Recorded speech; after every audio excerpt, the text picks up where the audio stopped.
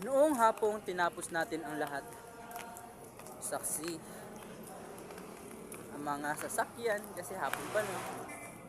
Gaano kabigat yung bawat bangko papalayo sa'yo. Nung hapong iyon, mabigat ang mga tala. Na para bang nananadya na kung anong bigat sa aking kalooban ay siyang bigat ng kalangitan. Nung gabing iyon, di ko alam anong gagawin ko. Tapos, pagkatapos nun, hindi ko na alam talaga.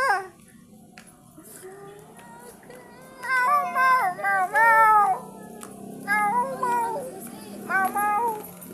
Ano ba laman yun? Ay, pala laman ko.